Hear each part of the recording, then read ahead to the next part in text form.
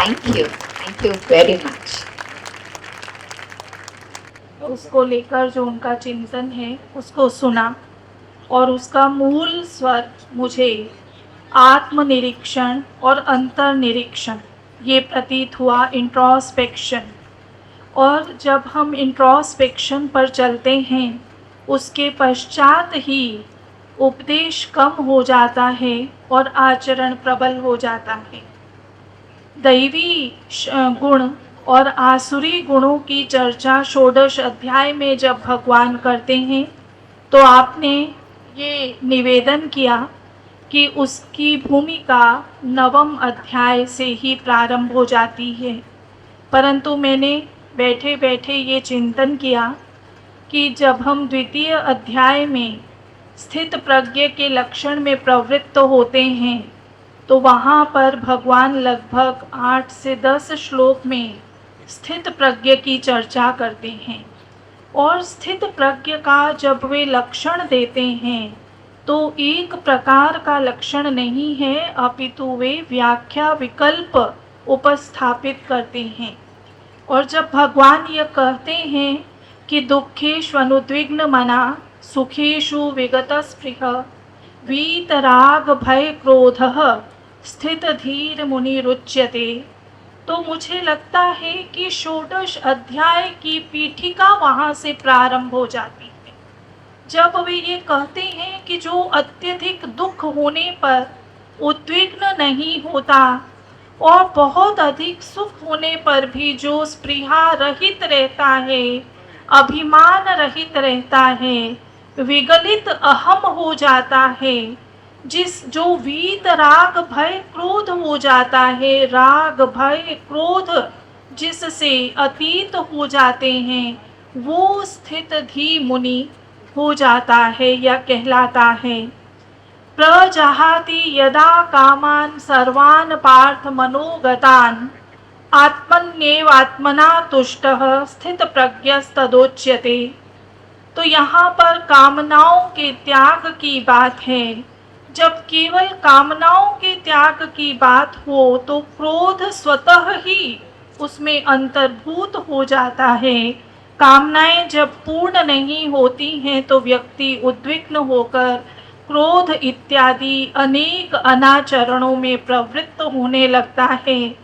इसी तरह से तृतीय अध्याय के श्लोक संख्या 20 और 21 में जब लोक संग्रह की बात की जाती है, भगवान कहते हैं तीनों लोकों में मेरा कुछ भी कर्तव्य अवशिष्ट नहीं है, तथापि मैं प्रतिदिन प्रतिपल कर्म में प्रवृत्त रहता हूँ। तुम जनक इत्यादि को देख लो, यदि मेरा उदाहरण तुमको उचित न जान पड़े तो जितने अध्यायों में हम प्रवृत्त होते हैं हमें वहाँ पर दैवीय गुण और आसुरी गुणों के जो प्रभाव हैं, सकारात्मक और नकारात्मक, दोनों की अंतर्ध्वनि पूरी भगवत गीता में अष्टादश अध्याय पर्यंत अनुस्यूत प्रवृत्त होती है। ये एक वाक्यता है अवधारणाओं की, और यही भगवत गीता के जो रचना है उसका वैशिष्ट्य है कि पुनः पुनः भगवान भी हमको अभ्यास कराते हैं। अभ्यास का अर्थ ही है पुनः पुनः करणम, और यह अभ्यास ही मानव जीवन को निरंतर उत्तर से उत्तर और उत्तर से उत्तम की ओर प्रवृत्त करता है। और इसी प्रकार की अनेक अवधारणाएं जो हैं उनकी व्याख्या करने के लिए अब मैं मंच की ओर अग्रसर होती हूँ।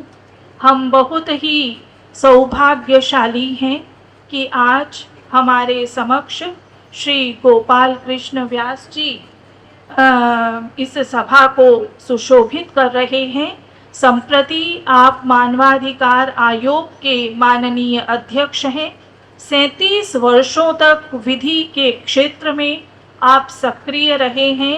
एक जज के रूप में राजस्थान उच्च न्यायालय से आप सेवानिवृत्त हुए हैं। आपकी माताजी एक सुप्रथित लोक गायिका श्रीमती फतेह कुमारी व्यास, और उन्हीं की अभिप्रेरणा से आप स्वयं कृष्ण भक्त और भजन गायन में निरंतर अनुराग रखते हैं। आप आईक्यू और ईक्यू से आगे जाकर एसक्यू की बात करते हैं, स्पिरिचुअल कोशेंट। और यह जो स्पिरिचुअल कोशेंट है, यह व्यक्ति को कोई तृतीय या चतुर्थ आश्रम में इसकी आवश्यकता नहीं होती, परंतु हमको ब्रह्मचर्य आश्रम से ही स्पिरिचुअल कोशेंट की हमारी परंपरा हमारे में वो बीज रोपित करती रही है। इसी के कारण हमारा जीवन अध्यात्म से संवलित होकर किस प्रकार उदात्तता का आरोहण करता है, इस विषय में हम आपको मंच पर आमंत्रित करते हुए वस्तुतः प्रमुदित हैं। श्री गोपाल कृष्ण व्यास जी। मंच पर विराजमान स्वामी निखिलेश्वरानंद जी महाराज, बत्रा मैडम और सभी सम्मान प्राप्त बंधुवर और सामने विराजमान गीता के प्रति अपनी श्रद्धा और रुझान रखने वाले श्रोतागणों, प्रथम बार जिंदगी में गीता धाम में आने का मौका मिला है, कुछ कहने का मौका मिला है। जीवन भर विधि के क्षेत्र में काम करता रहा, गीता पढ़ी तो नहीं, लेकिन गीता के नियमों का पालन स्वतः होता रहा जीवन में। लेकिन एक बात आज आप सब दोनों को सुनने के बाद में जहन में बैठे बैठे आई मेरे, तो भगवान श्री कृष्ण को गीता का उपदेश देने पृथ्वी पर क्यों आना पड़ा। हम जब किसी रूल को पढ़ते थे तो उस रूल का ओरिजिन क्यों हुआ, क्यों उसकी आवश्यकता पड़ी, इसके ऊपर हम विचार करते थे। धारा 302 में मर्डर, एक आदमी 4 तरीके से मरता है, जिसके 4 प्रकार के दंड होते हैं आईपीसी में। एक होता है एक्सीडेंट से, वो 304 धारा का होता है, 304A का, जिसमें सजा सिर्फ 3 साल की है। एक आदमी को मारने जाते हैं और दूसरे को मार देते हैं, वो 304 पार्ट 1 होता है। ये किसी को सिर्फ पीटने जाते हैं और इतना ज़्यादा मारते हैं कि वो मर जाता है, तो 304 पार्ट 2 होता है, उसकी सजा विभिन्न है। और एक होता है 302, जिसमें इंटेंशन से मारने जाते हैं, वेपन साथ में लेके जाते हैं और उसको मारते हैं, तो उसको आजीवन कारावास होता है। तो इंटेलेक्चुअल्स और जो मंथन के बाद में कोई बात सामने आती है, तो वो ये आती है कि हर व्यक्ति के कर्तव्य जो कृत्य हैं वो डिफरेंट तरीके के होते हैं, और उन डिफरेंट कृत्यों के ऊपर नज़र रखना इंसान का कर्तव्य होता है। न्यायाधीश बनकर, कभी अनुसंधानकर्ता के रूप में, कभी पिता के रूप में, कभी माता के रूप में। इसी परिप्रेक्ष्य में मेरे बैठे बैठे ये विचार आया कि जब इस सृष्टि की रचना हुई, जब इस पृथ्वी की संरचना हुई, इस ग्रह की रचना हुई, तो शायद वो 5 तत्व थे जिनसे भगवान बनता है। भ से भूमि, ग से गगन, व से वायु, अ से अग्नि और न से नीर। ये जो 5 मिलकर बनते हैं भगवान। भगवान का मतलब ये है, भ से भूमि ये भगवान, ग से गगन वो भी भगवान है, व से वायु वो भी भगवान है, अ से अग्नि और न से नीर। ये पांचों तत्व मिलकर भगवान के रूप में होता है। हर इंसान के शरीर में ये 5 तत्व होते हैं। इसीलिए कहते हैं कि हर एक व्यक्ति के मन में भगवान है, उसकी आत्मा में भगवान है। इसीलिए कहते हैं कि हर एक व्यक्ति में भगवान है, उसमें अच्छाई है। मेरा ऐसा मानना है कि भगवान विष्णु रोजाना जो सृष्टि नहीं, सबके सर्वोपरि जो एक ही है, भगवान विष्णु उसके सब रूप है, वो रोजाना सुबह 5:30 बजे सूर्योदय से पहले सिंहासन लगा के बैठते हैं, रोजाना बैठते हैं। इसीलिए इंसान जो है, जिसको एक्सप्रेशन की पावर दी है, मैं कह सकता हूं कि मेरे सामने मुरली जी बैठे हैं, मैं कह सकता हूं कि मेरे सामने स्वामी जी बैठे हैं, जोशी जी बैठे हैं। ये एक्सप्रेशन की पावर हर एक व्यक्ति बता सकता है, ये सिर्फ इंसान को दी है भगवान ने। लेकिन इसके अलावा जो भी जीव इस पृथ्वी पे, उसको एक्सप्रेशन की पावर नहीं है। वो एक्सप्रेस नहीं कर सकता कि ये वो बैठे, ये गोपाल व्यास बोल रहा है या ये माइक चलाने वाला बैठा, वो नहीं कह सकता, ये एक्सप्रेशन नहीं। और इसीलिए सुबह जब 5:30 बजे बैठ कर सूर्योदय के समय भगवान विष्णु विराजमान होते हैं तो वो सारे जीव जंतु चिल्ला चिल्ला के कहते हैं कि आपने हमारे जीव, हमें जन्म तो दे दिया लेकिन हमारे खाने की, हमारे जीवन की व्यवस्था तो नहीं की आपने, वो तो करिए। तब ऐसे सूरत में जब कोई इंसान सुबह सुबह जाकर उसकी आराधना करता है, जरूरी नहीं कि वो स्नान करके जाए या पंडित बन के जाए या कोई शब्द बोल के जाए या कोई श्लोक बोल के जाए, वो सुबह सुबह जाकर सिर्फ विष्णु भगवान के सामने खड़ा हो जाए तो उसके ऊपर एक जिम्मेदारी डाली जाती है। जिम्मेदारी ये डाली जाती है कि मेरे दूसरे जितने भी जीव हैं इनकी सुरक्षा करने की अगर कोई जिम्मेदारी है तो तेरी है। और वो जिम्मेदारी देने के लिए हर व्यक्ति अगर तत्पर रहता है तो मेरा ऐसा मानना है कि सृष्टि पर कोई झगड़ा हो ही नहीं सकता। हर व्यक्ति त्याग और बलिदान की बात कर सकता है। और उस वक्त भगवान श्री कृष्ण याद आते हैं, वो कहते हैं कि सब में मैं हूं, आप सब मुझ में हैं, सब मेरा काम कर रहे हैं, तुम्हारे पास कुछ नहीं है, जो कुछ भी मिला है वो मैंने दिया है। वो इसलिए दिया है कि इन सबकी व्यवस्था करो, तेरे लिए नहीं है। It is not only for you, it is for all जो सृष्टि के ऊपर बचे हुए, उन सबके लिए है ये, और उन सबके लिए है। लेकिन जब इंसान इसमें कोताही बरतने लगा, जब इंसान अपनी वृत्ति से गलत काम करने लगा, जब स्वार्थपन पा, जब श्री कृष्ण विष्णु ने सोचा वह होगा क्या इस सृष्टि का, तब वो श्री कृष्ण के रूप में अवतार लिया उन्होंने। आप क्या समझते, अर्जुन को उपदेश दिया? अर्जुन को नहीं, इस सृष्टि के हर व्यक्ति को, हर उस इंसान को जिसके शरीर में 5 तत्व हैं, उनको ये मैसेज दिया उन्होंने। और इसीलिए वो ये कहते थे, कोई भाई नहीं, कोई बहन नहीं, अपने कृत्य के अनुसार हर व्यक्ति को दंड मिलता, हर व्यक्ति को अभिशंसा मिलती है। अर्जुन ने जब कहा ये सब मेरे रिश्तेदार हैं, मैं इनको कैसे मारूं, तो उसको गुस्सा दिलाने के लिए उसने यहां तक पहुंच गए, अभिमन्यु को उसी के गुरु के हाथों उसने मरवाया, सब कर्म से मरवाया। कहा ये तेरे बच्चे के दादा नहीं लगते क्या? गुस्सा नहीं आ रहा था उसको, लेकिन अर्जुन के रूप में उसने ऐसे एक इंसान, एक ऐसे शख्स को जन्म दिया जो गीता के उपदेश के माध्यम से एक ऐसा मैसेज दे दुनिया के अंदर, एक ऐसी बात कहे जो उन्होंने कही। बड़ी कितनी विचित्र बात है। रामचरितमानस वाल्मीकि ने अपने तुलसीदास जी ने लिखा, रामायण वाल्मीकि जी ने लिखी, साकेत मैत्री शरण गुप्त ने लिखा, इस तरह खूब लोगों ने ग्रंथ लिखे। लेकिन गीता एक ऐसा है जिसका राइटर, डायरेक्टर और प्रोड्यूसर अगर कोई है तो श्री कृष्ण है। सिर्फ एक ही ऐसा ग्रंथ है गीता जो कृष्ण के मुखारबिन से जो बात निकली उसको कोडिफाई किया गया, और उसको सुनने के लिए आप सब लोग, उसको विचार करने के लिए, अपने जीवन में लाने के लिए आप लोग यहाँ विराजमान होते हैं। ये गीता धाम इसलिए बना हुआ है, ये गीता धाम इसलिए बना हुआ है कि यहाँ हर आदमी जो बैठा वो अर्जुन है, और उसकी ड्यूटी है श्री कृष्ण ने क्या कहा वो उन लोगों को जाकर बताए जो लोग इससे डिप्राइव है। जो लोग, आप ये मत समझो कि मेरे पास बहुत सारी प्रॉपर्टी है, मैं आज गीता धाम जाऊंगा, वहाँ फर्स्ट क्लास बना हुआ है, वहाँ रहूंगा, खाना वाना खाएंगे, खूब मजा, जोधपुर में प्लेन से जाएंगे, कारों में घूमेंगे। It's not your duty.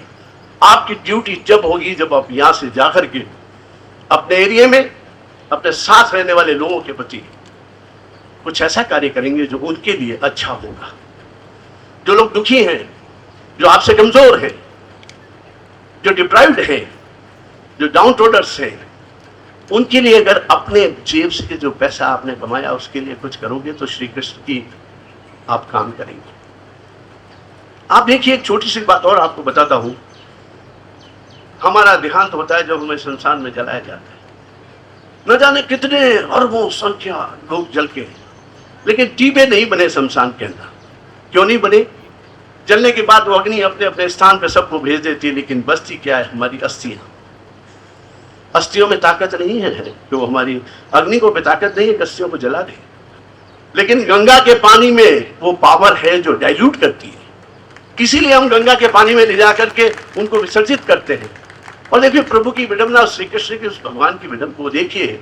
आशीर्वाद देखिए कि समंदर से 1 किलोमीटर पहले अगर आप उस पानी को पिए तो मीठा लगता है, लेकिन समंदर में जाने के बाद में खारा क्यों?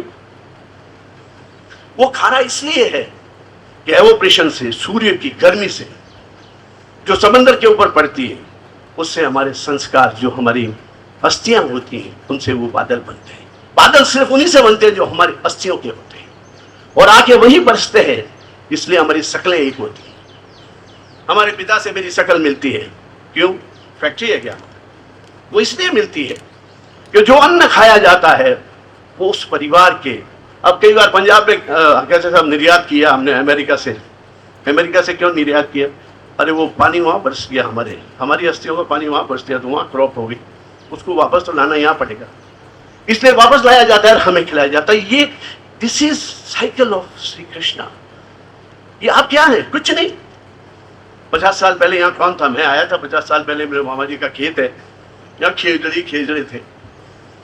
लेकिन जब हरि महाराज पधारे, उन्होंने इसको एक ऐसा रूप दिया जो गीता धाम के रूप में, ये पवित्र स्थल बना।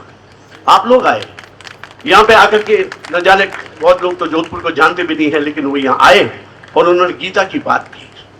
गीता सिर्फ यहाँ अपन 5 बातें डिस्कशन करने से गीता का कुछ नहीं, हम हमारे जीवन में कितना उतारते हैं। मैं मेरे बारे में नहीं कहता, लेकिन ये कहता हूं, अगर इस हिंदुस्तान में आज भी कोई सुरक्षा करने वाला है तो न्यायपालिका है। और न्यायपालिका इसलिए एक डेमोक्रेसी क्या है? कार्यपालिका, व्यवस्थापिका और न्यायपालिका, ये 3 होती है। GOD, generator, operator and destroyer, Brahma, Vishnu and Mahesh. G for generators Brahma, O for operator Vishnu, D for destroyer Mahesh. This is democracy. और इस डेमोक्रेसी को चलाने वाला कौन है? गॉड, वो ऊपर वाला है। और जो गलत काम करता है कुछ दिन तो सुखी रहता है, लेकिन उसके बाद नहीं रहता है। ये गीता में कहा है। गीता के उपदेश में क्या कहा है? ये अध्याय 18 अध्याय है, 700 श्लोक है। ये सार्थक कब होंगे? जब इसको हम विचरण करेंगे। मैं आपको ये इसलिए कह रहा हूं, मैं मीडियोकर स्टूडेंट था। मीडियोकर स्टूडेंट, मैंने एक दादाजी से एक दिन पूछा कि मैं भी कुछ बनना चाहता हूं। तो उन्होंने कहा क्या बनना चाहता है? तो गुस्सा करता है, भाइयों को भी धोखे से मारता है, कभी मुक्का मारता है, तो ऐसे कैसे होगा? तो उन्होंने एक कहानी सुनाई मुझे कि एक ऋषि था, एक महात्मा थे, जो रोड के बीच में आके बैठे। तो उस राजा की सवारी आ रही थी, तो सवारी आते ही उसने सबसे पहले स्वीपर आया, उसने मारना शुरू किया। हट जा, राजा की सवारी आ रही, बीच में कैसे बैठ गया? तो वो बोला जबी तो। इतने में जमादार आया, उसने आके कहा अरे हट जाइए, नहीं तो मैं फेंकवा दूंगा, राजा की सवारी आ रही है। गुस्सा हुआ कुछ, तो उन्होंने कहा जबी तो। इतने में महामंत्री आया, उसने आके कहा आप क्यों बैठे? मैं आपके लिए आश्रम बनवा देता हूँ, वहाँ चले जाइए, क्यों राजा की सवारी क्यों डिस्टर्ब करते हैं? उन्होंने कहा जबी तो। इतने में राजा आ गया, तो राजा ने कहा क्या बोल रहा है, कौन बैठा है? ऋषि के बैठे तो बेचारे, उन पास से निकल जाएंगे। उसने हाथ जोड़ दिया, राजा निकला तो बोला जबी तो, जबी तो, जबी तो। तो राजा ने कहा ये सबके लिए क्या बोल रहा है? कि सबके लिए जबी तो बोल रहा है, सबके लिए जबी तो बोल रहा है। हाँ, इसको पूछो ये बार बार क्यों बोल रहा है? ऋषि ने कहा भगवान ने 2 आंखें, कान, नाक सबको बराबर दिए हैं, स्वीपर को भी दिए हैं, राजा को भी दिए हैं, लेकिन सबसे पहला आदमी उसको संयम नहीं दिया। संयम नहीं दिया इसलिए वो स्वीपर है। उससे बड़ा उसको थोड़ा संयम दिया इसलिए वो जमादार है। उससे बड़ा जो महामंत्री है उसको थोड़ा संयम ज्यादा दिया तो व्यवस्था करता है। आप तो दया के सागर हो, मुझे मार के हटा सकते हो, लेकिन नहीं हटाते, चुपचाप पास से निकलते हो, इसीलिए आप राजा हो। तो मेरे दादाजी ने कहा तू क्या बनना चाहता है इन चारों में से? तो मैंने कहा मैं राजा बनना चाहता हूं। तू पहले संयम रख, जीवन में संयम रखो। श्री कृष्ण ने भी गीता में ही कहा है संयम रखो। कुछ भी आपके पास में है, ये मत सोचो कि मेरा है, ये तुम्हारा नहीं है, ये सबको जीना है। बड़ी विचित्र बात है, धृतराष्ट्र अंधे थे और वो सिंहासन पर बैठने के अधिकारी थे। लॉ के अनुसार सबसे बड़ा बेटा होता है, राजा बनने का अधिकारी होता है। लेकिन श्री कृष्ण का नो, मैं पांडवों के साथ रहूंगा, क्योंकि ट्रस्ट की बात है।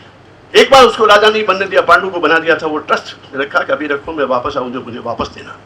वो नहीं आया, उसके बच्चे आए, जब वापस मांगा मना कर दिया। तो उन्होंने कहा ये ट्रस्ट नहीं है, ये किसी का विश्वास तोड़ना, ये भी गलत है। ये भी गीता में उन्होंने कहा ये गलत है, किसी का विश्वास मत तोड़। जो ट्रस्ट तोड़ता है वो सबसे बड़ा अपराध करता है।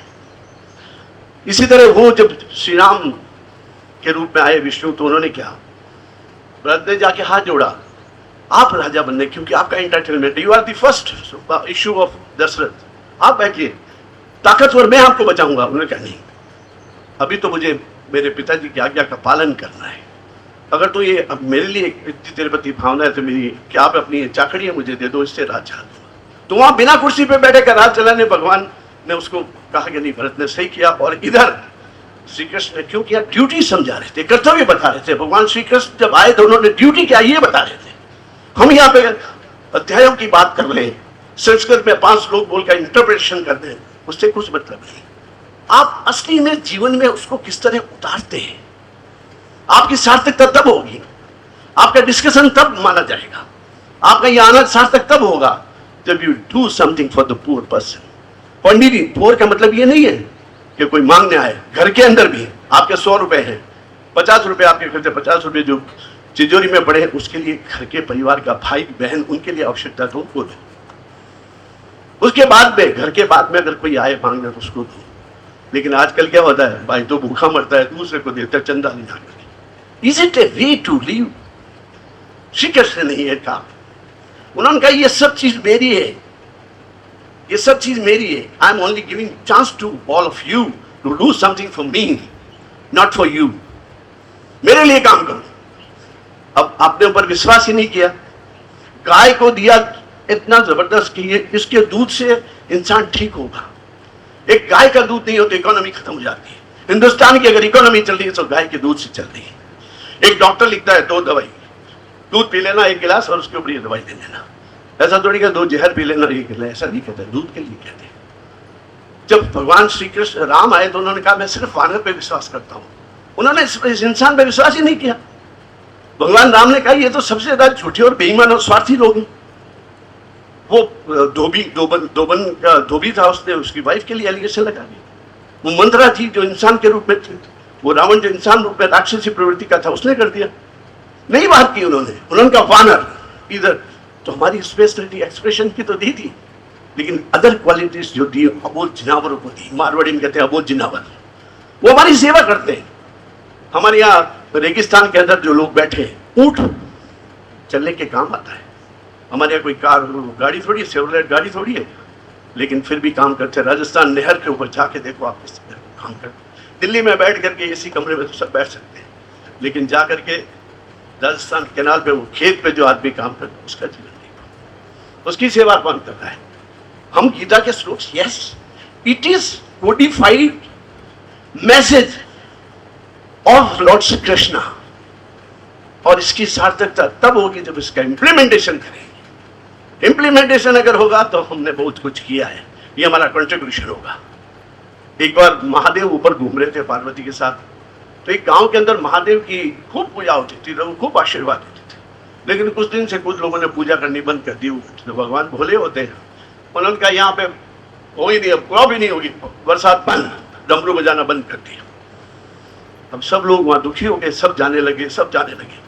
लेकिन एक आदमी था जो गीता पढ़ा हुआ था, वो रोजाना जाता और अपने सूखे खेत के अंदर हल चलाता, खूब चलता। लोग उसे जाके पूछते, भैया तू ये क्या करता है, चलो या कुछ नहीं, पानी आने वाला, भगवान ने शाप दे दिया है। उसे कहा नहीं, मैं तो रोज करूंगा। वो 2-3 साल तक करता रहा। एक दिन भगवान फिर पार्वती के साथ ऊपर, पार्वती को दया आ गई, बेचारा रोजाना काम करता है। तो उन्होंने कहा बोले इससे कैसे वापस पानी बरसाए। तो उनका वह बोले भगवान कुछ इनको पानी के नहीं, कोई पानी नहीं मिलेगा, इन्होंने अपमान किया, मेरा नहीं मिलेगा। नीचे देखा तो ऐसी हुई, तो उस आदमी को लोगों ने जाके पूछा कि तू क्यों करता है, पानी तो बरसता नहीं। तो उसने कहा मैं इसलिए करता हूँ, कभी तो पानी आएगा, मैं कहीं हल खेलना भूल नहीं जाऊँ, मैं कहीं बीज लगाना भूल नहीं जाऊँ, इसलिए मैं रोजाना आता हूँ, चाहे भूखों मरता हूँ। तो पार्वती ने भगवान को कहा, अरे भगवान आप भी डमरू बजाना भूल नहीं जाओ कहीं, आप अगर डमरू बजाना भूल गए तो बरसात पूरे महीना नहीं होगी। कि मैं नहीं भूला, तो बजाओ, जैसे ही बजाया वो पानी आ गया। तो मेरे कहने का मतलब है एक्ट अपॉन करना पड़ेगा, you have to act upon. मैं ये कह सकता हूं कि yes I can speak in English, मेरी वोकैबुलरी बहुत बढ़िया हो सकती है, लेकिन मेरी वोकैबुलरी उस दिन सार्थक होगी जब मैं 5 आदमियों को कुछ दूंगा। घर पे आए हुए आदमी को, अरे इसको रोटी मत देना, रोजाना आ जाता है, ऐसे नहीं। आगे आए तो एक है तो दे दो, ये अगर हम करेंगे तो सचमुच आज की इस कॉन्फ्रेंस की सार्थकता होगी। बिना कमाए कोई आदमी को खाना खिला दे, क्यों? मैं किसी के विरोध में नहीं हूं। बिना कमाए जहाँ किसी को कहे 20 रुपए कमा के ला भाई आज, बिना काम करे करेगा क्या? लेकिन हमारे यहाँ क्या होता है, तो लोग चंदा देते हैं, जाते हैं, खाना हो रहा है, भंडारा हो रहा है। वही भंडारे के अंदर बाहर बैठा वो बेचारा दिन भर बर्तन मांज के शाम को उसको कहते 2 रोटी खा ले, तो खड़ा खड़ा देखता रहता है कि खाना खा ले, और फोटो खींचते हैं, क्या हाँ ये देखो परोस रहे हैं, ये देखो ये यूं कर रहे हैं, फोटो खींच के छप रहे हैं। ये सब ये भगवान श्री कृष्ण नाराज होते हैं। उनके घर में कभी न कभी ऐसी कोई प्रताड़ना आती है, वो इसीलिए आती है। बस ज्यादा मैं कुछ नहीं कहना चाहता। एक जज के नाते मैंने रोज ही सोचा कि 10:30 से लेके 1 बजे तक और 2 बजे से लेके 4:30 बजे तक कभी भी मैंने कोताही बर्थ के बाहर नहीं गया। और एक बड़ी बात नहीं थी, द एलिजिबिलिटी ऑफ ए जज, इफ ही इज अ जज then he should required to sit in the court and do something. ये होती है बात। अगर इस हिंदुस्तान के अंदर हर व्यक्ति अपनी ड्यूटी को समझ जाएगा, कमिटमेंट को समझ जाएगा, वो दिन दूर नहीं कि वापस सोने की चिड़िया बन जाएगा। और एक और बात बता दूं जो कहनी तो नहीं चाहिए पर कह रहा हूं, 15 अगस्त 1947 को हम 35 करोड़ थे, आज हम 135 करोड़ हैं। साधन हमारे श्री कृष्ण ने उतने ही दिए जो पहले थे, लेकिन मेहनत करना भूल गए, इसलिए बेरोजगारी है। ये बेचारा दिन भर बैठ के चलाता है, जब शाम को इसको 200 रुपये देते हैं, इसका नहीं है ये इसका नहीं, इसका मालिक दूसरा है। ये ऊंचाएगा, गाड़ी पर रखेगा, ले जाके देगा, शाम को इसको 300 रुपये मिलेंगे, घर पे जाएगा, बच्चा कहेगा टॉफी नहीं, गेहूं लेके आए, वो रोटी खाएंगे। ये नहीं होना चाहिए इस देश के अंदर, इस पृथ्वी पे। उस दिन गीता की सार्थकता होगी जब हर व्यक्ति दूसरे व्यक्ति की मदद करेगा, वो होगी गीता की सार्थकता। वैसे 18 अध्याय के अंदर जो बातें लिखी है वो स्वर्ण अक्षर है, वो स्वर्ण अक्षर है। उन्हें हमें खेती में बोना है, खेत में बोना है और वापस स्वर्ण उगाना है और उन लोगों को देना है जो डिप्राइव्ड लोग हैं। बस और कुछ नहीं कहना चाहता। जहाँ कोई कुछ बोल गया हो तो माफ करना। जो ऋषि लोग बड़े बड़े विराजमान है, वज्रराज जी ने और उद्बोधन दिया। मैं बस इतना ही कहना चाहता हूँ कि मेरी सार्थकता यहाँ तब होगी मैं भी घर पे जाके किसी की सहायता करूँ। धन्यवाद। जय हिंद। बहुत बहुत धन्यवाद।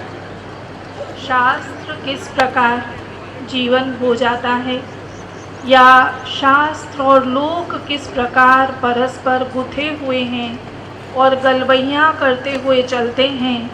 लोक शास्त्र के बिना प्रवृत्त नहीं होता और शास्त्र लोक के बिना प्रवृत्त नहीं होता। इसलिए भगवत गीता में पदे पदे हम देखते हैं कि भगवान अनेक उदाहरण लोक से लाकर हमारे सामने उपस्थापित करते हैं, अनेक प्रकार के लक्षण देते हैं और कहते हैं 12वें अध्याय में, यो मद भक्तः स मे प्रियः। ये एक टेक है जिसका कल स्वामी ज्ञानानंद जी ने भी संकेत किया था। और जब उसमें यह कहते हैं कि यस्मान नो द्विजते लोको लोकान नो द्विजते च यः हर्षामर्ष भयोद्वेगैर्मुक्तो यः स च मे प्रियः अनपेक्षः शुचिर्दक्षः उदासीनो गतव्यथः सर्वारंभ परित्यागी यो मद्भक्त समे प्रिय। तो क्या ये सारे दैवीय गुण नहीं हैं जो कि भगवान अपने भक्त में देखना चाहते हैं, और जिस भक्त में उनको ये दैवीय गुण परिलक्षित होते हैं वो भक्त उनका प्रिय हो जाता है। तो भगवान के प्रिय होने में कोई बहुत बड़े यत्न नहीं करने पड़ते, अपितु इन दैवीय गुणों का यदि व्यक्ति संधान करता है तो वह भगवान का प्रिय भक्त होने की योग्यता अर्जित कर लेता है। अब मैं स्वामी निखिलेश्वरानंद जी को आमंत्रित करती हूँ। कल भी आपने अपने सार्थक और सारगर्भित व्याख्यान से सभी श्रोतृवृंद का बहुत सुंदर मार्गदर्शन किया था। आपने अपने जीवन में श्रवण, मनन और निदिध्यासन का अभ्यास किया है ऐसा आपके व्याख्यानों को सुनकर हमें भान होता है।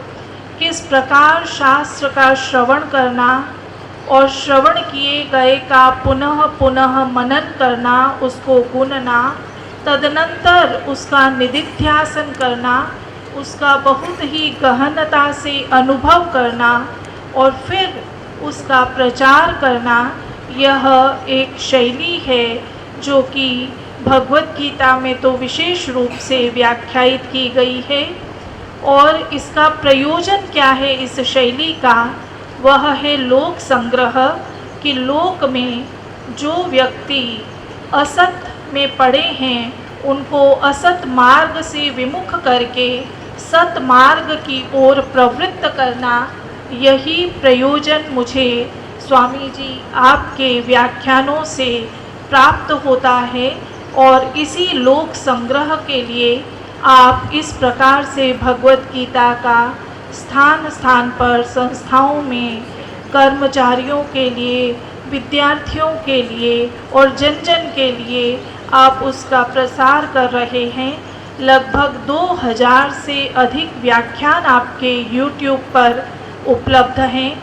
यह वस्तुतः प्रचार का एक बहुत ही सुंदर उपक्रम आपने हम सबको उपलब्ध करवाया है। मैं आपको मंच पर आमंत्रित करते हुए प्रहर्षित हूँ। आ जाओ जरा मेरे साथ। ॐ वसुदेवसुतं देवं कंसचाणूरमर्दनं देवकी परमानन्दं कृष्णं वन्दे जगद्गुरुं। मंच पर उपस्थित आदरणीय जस्टिस गोपाल कृष्ण व्यास जी,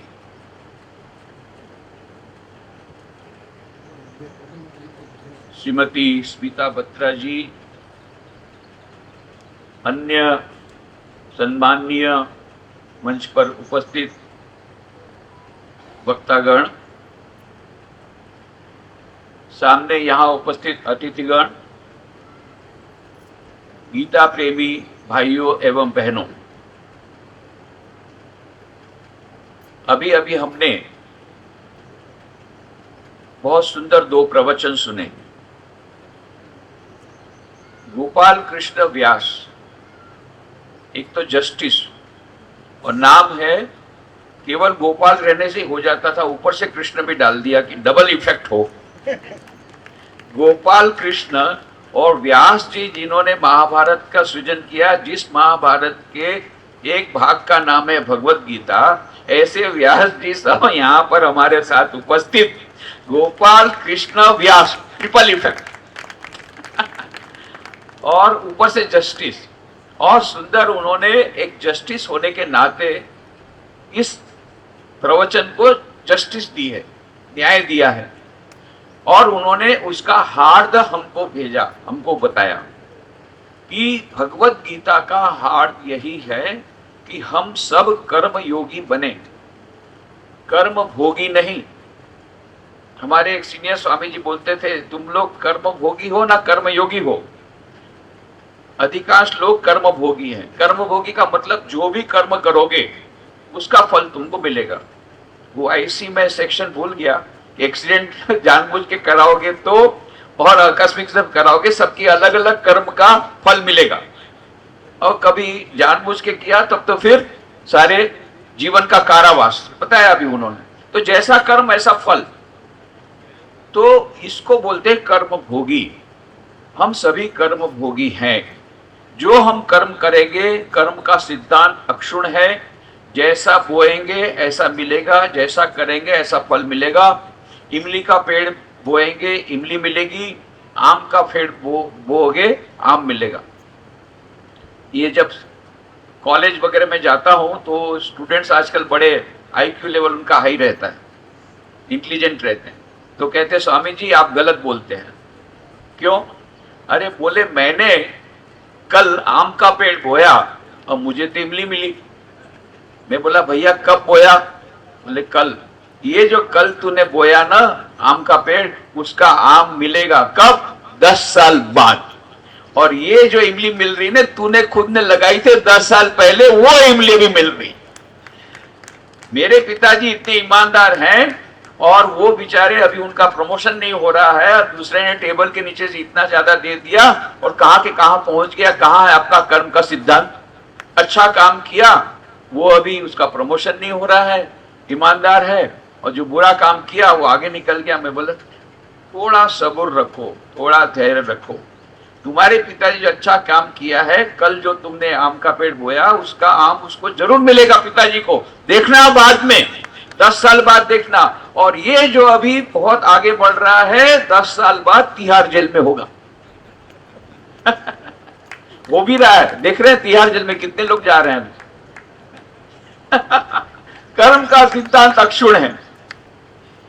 न्यायाधीश ने न्याय करने में यदि कुछ भी गलती भी कर दी तो ऊपर वाला न्यायाधीश ये कभी छोड़ता नहीं। कल ही मैंने कहानी सुनी न्यायाधीश की कहानी, इसलिए न्यायाधीश है सामने। तो एक न्यायाधीश थे, बहुत बड़े सज्जन थे, सब न्याय करते थे, परंतु अभी न्यायाधीश को वकील को सुनना पड़ता है, वकील की जो दलीलें हैं उसके अनुसार उसको जजमेंट लिखना पड़ता है। तो एक आदमी ने खून किया था, उसने खून किया पर वकील ने इस प्रकार से समझाया कि उसको छुट्टी मिल गई। अब उसके तो सब हो गया। उसके कई साल बाद एक न्यायाधीश मंदिर में से बाहर जा रहे थे और तब वहां पर एक लिप्रोसी वाला आदमी वो गिड़गिड़ाते हुए बोलता है कि थोड़ा सा मुझे भोजन दे दो न्यायाधीश साहब। न्यायाधीश साहब, मैं तो रिटायर्ड हो गया, इसको कैसे पता मैं न्यायाधीश था? बोले न्यायाधीश साहब, आपने मुझे रिहाई किया था, मैंने वकील को ज्यादा पैसा दिया था और रिहाई कराया, तो आपने तो मुझे छोड़ दिया, पर ऊपर वाले ने नहीं छोड़ा, मुझे लिप्रोसी हो गया, अभी मैं भीख मांग रहा हूं। तो न्याय किसी को छोड़ता नहीं है। Law of karma is supreme in the mental world, जैसे law of gravitation supreme in the physical world. आप कहोगे मैं तो, कई लोग मुझे बोलते हैं हम तो कर्म के सिद्धांत में मानते ही नहीं है, तो मैं यही बोलता हूं आप मानो या ना मानो कर्म का सिद्धांत काम करेगा। आप जाओ वहां पर जोधपुर में मल्टी स्टोरी बिल्डिंग है, ऊपर छत में जाकर के डिक्लेयर करो मैं गुरुत्वाकर्षण के नियम में नहीं मानता हूं, जंप लगाओ छलांग, क्या होगा? बस दूसरे दिन समाचार पत्र में आएगा, पेपर में फोटो आपका कि भाई ये कर्म गुरुत्वाकर्षण के नियम में नहीं मानते थे, फिर भी गुरुत्वाकर्षण ने अपना काम किया और खत्म। तो आप मानो या ना मानो गुरुत्वाकर्षण का नियम काम करेगा।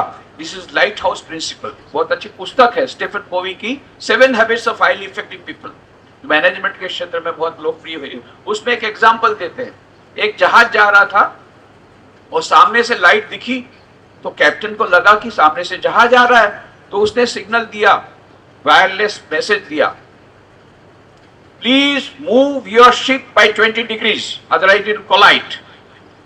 आपके जहाज को 20 डिग्री घुमा दो नहीं तो टक्कर हो जाएगी। सामने से उत्तर आया, you please move your ship, आप अपने जहाज को बदल दिए। तब एक कैप्टन को बड़ा गुस्सा है, I am the captain of the ship commanding you to move your ship, who is at the other end? सामने से उत्तर है, sir I am a humble operator of the lighthouse. कि सर आप तो बहुत बड़े कैप्टन हैं, तो मैं तो एक छोटा सा ऑपरेटर हूं, लाइट हाउस में बैठा हूं, आपको जो करना हो करिए। लाइट हाउस के साथ टकराएंगे तो क्या होगा? जहाज टूटेगा, लाइट हाउस को कुछ नहीं होगा। These are all lighthouse principles. ये लॉ ऑफ ग्रेविटेशन एक भौतिक जगत में अक्षुण है, उसको कोई चेंज नहीं कर सकता। उसी प्रकार से आप मानो या ना मानो गुरुत्वाकर्षण का नियम काम करेगा। It is a lighthouse principle. उसी प्रकार से ये कर्म का सिद्धांत है, मानसिक जगत में आप मानो या ना मानो ये काम करेगा। बहुत ही सुंदर उन्होंने ये कर्म के सिद्धांत की बात बताई कि कर्म का सिद्धांत अपना काम करेगा। दूसरा उन्होंने बताया कर्तव्य कर्म। गीता हमें सिखाती है कर्तव्य कर्म, हमें जीना भी सिखाती, मरना भी सिखाती, और कर्म कैसे करना वो भी सिखाती। तो कर्म भोग तो हम करेंगे ही, जो भी कर्म करेंगे उसका भोग भोगना पड़ेगा। और यदि वो कर्म हम पूजा की भावना से करें, हे ईश्वर ये कर्म तुमको समर्पित और कर्म के फल को तुमको समर्पित, ईश्वर की बुद्धि को रखते हुए, ईश्वर को इस फल का समर्पण करते हुए, और याद रखना कर्म का फल हम यदि ईश्वर को तभी सौंप सकेंगे वो यदि कर्म अच्छा रहेगा। भगवान को हम कैसा फल देते हैं? सड़ा हुआ कि अच्छा हुआ? सड़ा हुआ नहीं, ताजा फल देते हैं। तो भगवान को जो कर्म का फल समर्पित करेंगे वो कैसा होगा? अच्छा कर्म होगा। वो अच्छा कर्म है और कैसा होगा? योगा कर्म सुकौशलम बुद्धि युक्त जहाती है उभे सुकृत दुष्कृते तस्मात् योगा युजस्व योगा कर्म सुकौशलम। कर्म की कुशलता ऐसी होगी, जीरो डिफेक्ट की जो बात चल रही है आज, TQM टोटल क्वालिटी मैनेजमेंट की बात चल रही है, वो जीरो डिफेक्ट वाला कर्म होगा। निपुणता के साथ किया जाएगा, इफिशिएंटली किया जाएगा और बिना आसक्ति के किया जाएगा, then it will become zero defect. यह कर्म की कुशलता है, यही योग है। ये भगवत गीता में श्री कृष्ण भगवान ने हमको द्वितीय अध्याय में बताया। तो यह जो कर्म की कुशलता, यही उसको कर्म योग में परिणत करेगी और गीता हमें कर्म योग बनाने के लिए हमको प्रेरणा देती है। ये दूसरा उन्होंने बहुत अच्छा पॉइंट बताया कि हमें अपना कर्तव्य कर्म करना पड़ेगा और प्रत्येक कर्म को ईमानदारी पूर्वक, ऑनेस्टली, इफिशिएंटली हम यदि करते हैं तो हमें भगवान श्री कृष्ण का आशीर्वाद प्राप्त होगा। और तीसरी एक बात उन्होंने बताई, सेवा। यही बात स्वामी विवेकानंद ने पकड़ ली भगवत गीता से कि यदि हम ये कहते हैं ईश्वर सर्वभूतानां हृदयेषु अर्जुन तिष्ठति, हे अर्जुन प्रत्येक मनुष्य के हृदय में ईश्वर विराजमान है, तो स्वामी विवेकानंद ने अपने शिष्यों को कहा, अपने गुरु भाई को कहा, अरे गंगा नदी के किनारे कुआं खोद रहे हो, मंदिर में प्रतिमा है उसमें तो प्राण प्रतिष्ठा करनी पड़ती है, यहाँ जो लोग हैं उनमें तो पहले से प्राण प्रतिष्ठित है, वो तो जिंदे हैं, उनकी पहले पूजा क्यों नहीं करते? मनुष्य में जो ईश्वर उसकी पूजा क्यों नहीं करते? शिव ज्ञान से जीव सेवा क्यों नहीं करते हो? और इसीलिए उन्होंने कहा, अभी तक तुमने मंत्र सुने थे, मातृदेवो भव, पितृदेवो भव, आचार्य देवो भव, अतिथि देवो भव। मैं तुम्हें कुछ नए मंत्र देता हूं जो आज के युग के लिए ज्यादा महत्व के हैं, और वो क्या है? दरिद्र देवो भव, रोगी देवो भव। दरिद्र नारायण की सेवा करो, रोगी नारायण की सेवा करो, उससे क्या होगा? डबल फायदा होगा। आजकल फायदे की बात बोलते हैं, भाई फायदा क्या होगा? अच्छा हम गीता का उपदेश पालन करें, क्या फायदा होगा? सबको फायदा ही लगता है। तो स्वामी विवेकानंद बोलते हैं डबल फायदा होगा। कैसे? आत्मनो मोक्षार्थम जगत हिताय च। ये उन्होंने मंत्र दिया कि आपको तो मोक्ष मिल ही जाएगा और ऊपर से जगत का हित भी होगा। आप जब किसी की सेवा करेंगे तो सामने वालों को क्या मिलेगा? रोटी कपड़ा मकान मिलेगा। और आपको क्या मिलेगा? आपको अनंत सुख, अनंत ज्ञान, अनंत आनंद। तो किसको ज्यादा फायदा हुआ? देने वालों के, लेने वाले को। इसीलिए स्वामी विवेकानंद बोलते हैं कि जब तुम किसी की सेवा करो तो सेवा भी करो जैसे हम भगवान की सेवा करते हैं, पूजा करते हैं। तो पूजा करके क्या करते हैं? पहले नैवेद्य चढ़ाया, बाल भोग किया, फिर भगवान श्री कृष्ण को ऐसा बोलते हैं, चलो अब हमने नैवेद्य चढ़ा दिया, तुम हमको प्रणाम करो। नहीं, ऊपर से सामने से हम प्रणाम करते हैं। उसी प्रकार से स्वामी विवेकानंद बोलते हैं, जब दरिद्र नारायण की सेवा करते हो तो आपने उसको जो भोग चढ़ाया उसके बाद में बोलो, हे दरिद्र नारायण, आपने मुझ पर कृपा की कि मुझे ये पूजा करने का आपने मौका दिया। आई एम ब्लेसेड, हम धन्य है जो हमको सेवा करने का मौका दिया। ये कर्म योग में स्वामी विवेकानंद ने भावना रखी। कर्म योग की जो हार्द है भगवत गीता में जो है, इसीलिए पिछले वर्ष रामकृष्ण मिशन के द्वारा जो 14 indoor hospital, 90 outdoor dispensary, 60 mobile dispensary और 2000 से एक्टिव संस्था, रूरल ट्राइबल डेवलपमेंट प्रोजेक्ट, ये जो सभी संस्था, सभी सेवा कार्य मिलकर के 1000 करोड़ रुपए का सेवा कार्य पिछले वर्ष किया गया रामकृष्ण मिशन के द्वारा। तो ये सेवा, ये कर्म, ये गीता है, उसका प्रैक्टिकल एप्लीकेशन होना चाहिए। ये बहुत अच्छी बात उन्होंने बताई। It should show in our life and it should reflect in our society कि भगवत गीता न केवल शास्त्र अध्ययन तक सीमित रहे, पर वो हमारे जीवन में आए, हमको कर्मयोगी बनाए और हमको सेवा में प्रवृत्त करें और सारे समाज को परिवर्तन करे। आध्यात्मिक चेतना के साथ साथ सभी प्रकार का सर्वांगीण विकास हो, तब तो ये भगवत गीता का प्रैक्टिकल एप्लीकेशन होगा। ऐसे बहुत सुंदर बातें आदरणीय गोपाल कृष्ण व्यास जी ने, न्यायाधीश जी ने बहुत अच्छा न्याय किया अपने विषय के साथ, उसके लिए बहुत बहुत धन्यवाद। इसके पूर्व श्रीमती स्मिता बत्रा जी ने इतने सुंदर भाव से पूरा 16 अध्याय का निचोड़ हमको बता दिया, पूरा निचोड़ सारे अध्याय का। और सबसे पहले उन्होंने जो प्रारंभ किया, ये सबसे पहली बात कि जो भगवान श्री कृष्ण की मुख्य बात है कि ये हमको समझना पड़ेगा क्यों हम देवी संपत्ति की बात कर रहे हैं, क्यों हम आसुरी संपत्ति से दूर रहने का प्रयत्न कर रहे हैं, क्यों? क्योंकि हम मनुष्य हैं, हम मनुष्य हैं, हम असुर नहीं हैं। तो हमको दैवी गुण प्राप्त करने का जन्म सिद्ध अधिकार है। तो हमको अपना अधिकार को उसको अपनाना पड़ेगा और आसुरी प्रवृत्तियों से दूर रहना पड़ेगा। तो सबसे पहली बात जो उन्होंने बताई कि हम लोग कितने भाग्यवान हैं कि हमारा मनुष्य जन्म हमको मिला हुआ है। और आदि शंकराचार्य विवेक चूड़ामणि का प्रारंभ उसी श्लोक से करते हैं, दुर्लभम एवं एतत्त्रयम देवानुग्रह हेतुकम मनुष्यत्वम मुमुक्षुत्वम महापुरुष संशय।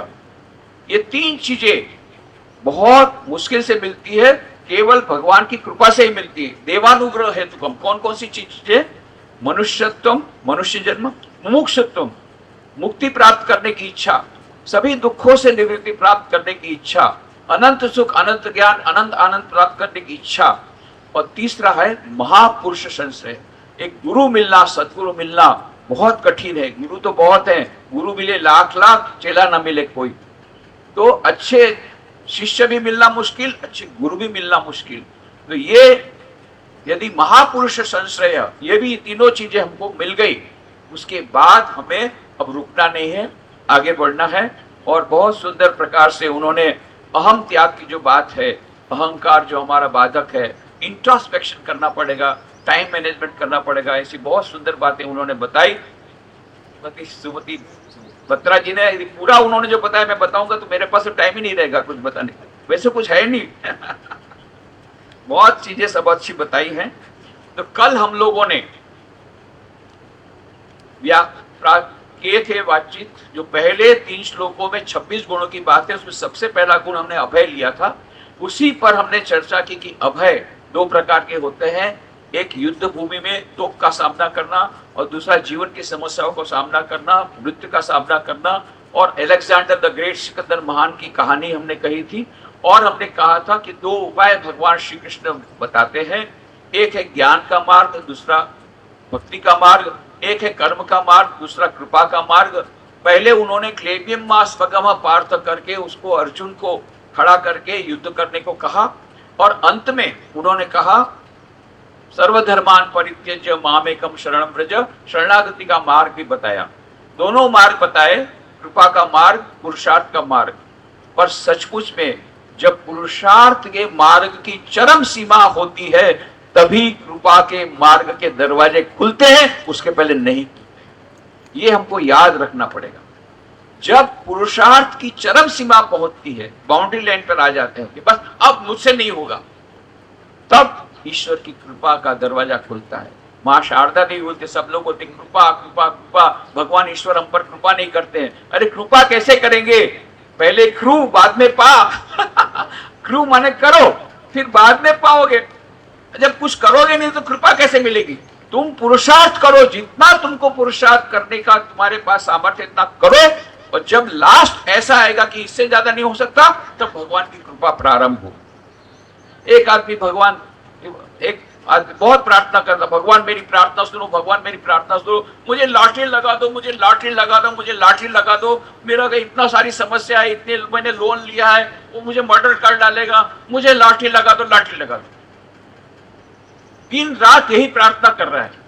आखिर फिर भगवान से नहीं रह गया, भगवान ने दर्शन दिखा, पहले टिकट तो खरीद, बाद में लॉटरी लगेगा अब लॉटरी की टिकट ही नहीं खरीदा और बोलता है लॉटरी लगा दो, लॉटरी लगा दो। हमारे ऐसी चीज है, अरे भगवान कृपा करो, कृपा करो। अरे पर कृपा करने के लिए भी कुछ करना पड़ेगा, तब तो कृपा होगी, ऐसे ही कृपा हो जाएगी। तो ये जो कृपा का मार्ग, ये दोनों मार्ग, पुरुषार्थ का मार्ग, दोनों मार्ग उन्होंने बताए। भगवान श्री कृष्ण ने भगवत गीता में सर्वेंट लीडरशिप की भी बात हमने कही थी कि किस प्रकार से रॉबर्ट ग्रीनलीफ ने जो सर्वेंट लीडरशिप की बात कही, उसमें भी ये 2 निरभिमानिता निरहंकारिता, जो अहम शून्यता और अभयम, ये दो जो मुख्य गुण विनोबा भावे जी बताए, ये दो ही मुख्य गुण सर्वेंट लीडरशिप में भी आते हैं। ये सब बातें हमने कही थी। और ये 26 गुणों पर यदि करना चाहे तो 26 कम से कम प्रवचन लगेंगे, तो अभी उसमें नहीं जाएंगे। अभयम की ही बात कल समाप्त नहीं हुई, तो 2-3 पॉइंट और थोड़ा बोल देते। एक है सत्य, उसी में 26 गुणों में एक है सत्य। सत्य इतना महत्व का है, वह जो गुण है।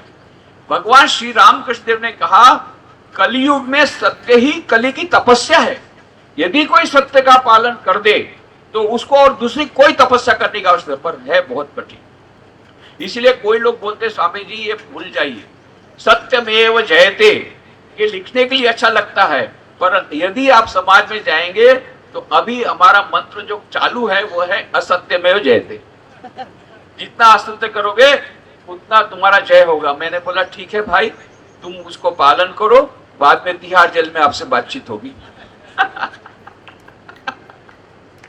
सत्यमेव जयते आज भी उतना ही लागू है।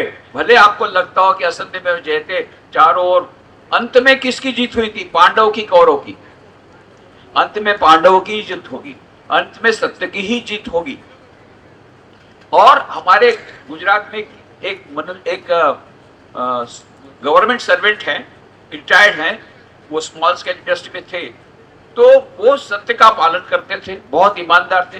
बाकी लोग उसकी बहुत खिल्ली उड़ाते कि क्या है यार, तूने सत्य का कुछ सत्य, हरिश्चंद्र सत्य, वो उसके नाम क्या रखा था मालूम है? कि ये हरिश्चंद्र की पूंछ आ गई, हरिश्चंद्र की पूंछ, ऐसा नाम उसको दिया था। ये क्या सत्य सत्य करता रहता, आज के जमाने में सब चलता है क्या? उसने बाद में रिटायर होने के बाद एक किताब लिखी, कर्म का सिद्धांत, और उन्होंने लिखा जितने लोग उसको खिल्ली उड़ाते थे, एक पुलिस ऑफिसर खिल्ली उड़ाता था, बहुत पैसा लेता था टेबल के नीचे से, उसके बाद क्या हुआ, 20 साल बाद उसको बोलते थे, अरे तेरे लड़के लड़की का विवाह नहीं होगा। 20 साल बाद देखा कि ये लड़के लड़की दोनों अच्छी तरह पढ़े, दोनों वेल सेटल हो गए और दोनों को अच्छी नौकरी मिल गई। उधर क्या हुआ, जो पुलिस ऑफिसर उसकी खिल्ली उड़ाता था, उसको बाद में लाखों रुपया खर्च करके उसने पुत्री के विवाह किए जबरदस्त। 1 साल के भीतर में पुत्री वापस आ गई। उसके शौक में जो उसकी वाइफ थी उसको हार्ट अटैक आ गया। वो जब हॉस्पिटल में गई तो उसके कारण इसका ब्लड प्रेशर बढ़ गया, पिता पति का। इस प्रकार से सारे परिवार में कोई ड्रग एडिक्ट बना, कोई ये बना, उसके बाद में सारा परिवार छिन्न भिन्न हो गया। फिर किसी ने सुसाइड किया। तब वो उसने कहा नहीं भैया, तूने सत्य का पालन किया, तेरे लड़के लड़की दोनों वेल सेटल्ड हैं, ससुराल में जाके उसका गुणगान होता है, मेरी लड़की तो वापस आ गई 1 साल में, क्योंकि ऐसे उन्हें संस्कार दिए। तो आज के युग में भी सत्यमेव जयते ये मंत्र है, उस पर हमें याद करके सत्य का पालन करना पड़ेगा। दूसरा है दान। दान के बारे में बहुत अच्छी बात बताई हमारे न्यायाधीश जी ने। तो स्वामी विवेकानंद ने एक सुंदर पुस्तक लिखी है, कर्म योग। 4 योगों पर उनकी पुस्तक है, राजयोग, कर्मयोग, भक्ति योग, ज्ञान योग। उसमें खास कर्मयोग तो खास पढ़ने लायक, उसमें बहुत अच्छी सुंदर सुंदर कहानियां भी है। एक बहुत सुंदर कहानी आपको बताता हूँ। महाभारत के समय की बात है। महाभारत का युद्ध समाप्त हो गया, राजसूय यज्ञ हुआ, और फिर युधिष्ठिर तो बहुत दानवीर थे। कितने लोगों को तो हाथी देते हैं, घोड़ा देते हैं, सोने के सिक्के देते हैं, दान दान दान हो रहा है। बहुत बड़ा यज्ञ हुआ। उस यज्ञ के चारों ओर प्रशंसा हुई। सब लोग बोल रहे थे भाई आज तक इस प्रकार का यज्ञ किसी ने पृथ्वी पर नहीं किया है। उसी समय कहां से एक नेवला आया, ये कोई यज्ञ नहीं है। लोगों ने कहा मूर्ख, ऐसा यज्ञ आज तक हुआ नहीं है और तू बोलता है ये यज्ञ नहीं है। बोले नहीं, ये यज्ञ नहीं है। क्यों ऐसा बोलता है? तो बोले देखते हो मेरा शरीर, देखते हो मेरे शरीर को देखो। देखा, वो नेवले का आधा शरीर सोने का था। फिर उसने कहानी बताई, ये बहुत वर्ष पहले की बात है। एक बार ऐसा हुआ कि सूखा पड़ा, तो बहुत बड़ा सूखा पड़ा, लोगों के पास खाने को नहीं था। एक ब्राह्मण था, उनको भी कुछ नहीं मिला था खाने को। तब जाकर के थोड़ा सा, 3 दिन से वो लोग भूखे थे, तो एक थोड़ा सा आटा मिला। तो आटा मिला, उसका उन्होंने 4 भाग किया। एक पति, पत्नी, पुत्रवधू और पुत्र, ऐसे 4 भाग किए। जैसे ही खाने वाले थे, चारों की रोटी बनाई, खाने वाले थे, उसी समय दस्तक आई, एक अतिथि आया। और हमारे भारतीय संस्कृति में अतिथि देवो भव, ये हमारी भावना है। तो उसने दस्तक लगाई, उसने कहा मैं बहुत भूखा हूं, मैं मर जाऊंगा। तो उस आदमी ने क्या किया, अपना पोर्शन उसको दे दिया। जैसे उसने खाया, अरे वाह रे, तो मेरी भूख और भी बढ़ गई। उसके बाद में फिर पत्नी ने भी कहा तुम मेरा भाग भी ले लो। दोनों खाने के बाद भी उसका पेट नहीं भरा। फिर पुत्रों ने दिया और पुत्र वधू ने दिया। उसी रात को चारों लोग मर गए, भूख के कारण चारों मर गए। और वो जो आटा का दाना था, थोड़ा सा पड़ा हुआ था, मैं जब उस पर लेटा तो मेरा आधा शरीर सोने का हो गया। अब मैं उस यज्ञ की प्रतीक्षा में हूं कि मेरा बाकी का आधा शरीर सोना हो जाए। अब तक मुझे ऐसा यज्ञ नहीं मिला। मेरा सर्वस्व जो है उसको मैं दे दूं, वो अच्छा दान, वही ठीक दान है। अब बाकी तो दान दिया, पर हमारे आश्रम में एक मंदिर होना था, हमने एक ही बुढ़िया का नाम दिया। अरे बोले बाकी लोगों ने लाखों रुपया दिया है, बुढ़िया ने तो कितना रुपया दिया, 150 या 200 रुपया। बोले उसके सारे जीवन की कमाई उसने दे दी, ये इसलिए बुढ़िया का हम सम्मान करते हैं। सारी कमाई, सारी जिंदगी की कमाई उसने दी। उस समय 150 रुपये बहुत ज्यादा होता था। तो कहने का मतलब यह है, यह जो दान की महिमा, अतिथि देवो भव की भावना, ये कम होते जा रही है हमारे देश में। भारतीय संस्कृति की फलक है। तो स्वामी विवेकानंद कहते हैं कि हमें इस जो अतिथि देवो भव की भावना को अक्षुण्ण रखना पड़ेगा। हमारे रामकृष्ण मठ मिशन के बहुत नामी सन्यासी थे, 17 बार उन्होंने वर्ल्ड टूर किया था, वे कल्चरल एम्बेसडर ऑफ भारत के थे। सरकार ने उनको अपॉइंटमेंट दिया था as a ambassador, world ambassador, cultural ambassador of India, Swami Ranganathananda ji Maharaj. वो रामकृष्ण मठ मिशन के बाद में वो 13वें अध्यक्ष रहे, अभी नहीं रहे, ब्रह्मलीन हो गए हैं। तो उनकी बात है। तो उनको किसी एक अमेरिकन प्रोफेसर ने कहा, वो अमेरिका से आए हुए थे, कि स्वामी जी मैं भारतीय संस्कृति से अभिभूत हो गया। बोले मेरठ यूनिवर्सिटी में मैं प्रेजेंटेशन देने के लिए आया था, 3 महीने के लिए मेरा कार्यक्रम था। 3 महीने में एक दिन भी मैं अपने घर में खा नहीं सका। प्रतिदिन मुझे कोई ना कोई अपने घर ले जाता, नहीं प्रेम से ले जाता, हमारे घर में आपको खाना पड़ेगा। बोले एक भी दिन मुझे खाने का अवसर अपने घर में नहीं मिला। बोले मैं तो अभिभूत हो गया हूं भारतीय संस्कृति से, और भारतीय संस्कृति में जो आतिथ्य सत्कार की भावना है उससे मैं अभिभूत हो गया। ये उनको उन्होंने बताया। तो ये आतिथ्य सत्कार की भावना जो हमारी है, उनको अभी भी हमें अक्षुण्ण रखना पड़ेगा। इसके बाद में जो आसुरी गुणों की जो पूरी परंपरा, जो पूरे श्लोक बताए हैं, उसका निष्कर्ष यही है, लोग जो कौन है, ये लोग आज भी ये लोग हैं, ये लोग मानते भगवान नाम की वस्तु नहीं है। एक साइंटिस्ट ने कहा, I have conveniently drawn my plan of the universe without the hypothesis of God. उसको हाइपोथेसिस बोलते हैं कि भगवान की कल्पना के बिना मैंने वो पूरे विश्व का प्लान बनाया है। और कार्ल मार्क्स ने तो यहाँ कहा, धर्म ये तो मनुष्य जाति के लिए अफीम है, अफीम, उसको छोड़ो, धर्म को बर्बाद करो। धर्म जहां रहेगा तो वो समाज आगे नहीं बढ़ेगा। उस समय की परिस्थिति में उन्होंने जो कहा होगा। कार्ल मार्क्स बहुत बड़े हो गए। तो कार्ल मार्क्स आज भी है, कार्ल मार्क्स के अनुयायी भी है। हमारे यहां पर भी ऐसे चारवाक जैसे रहे 2 विचारधारा हैं।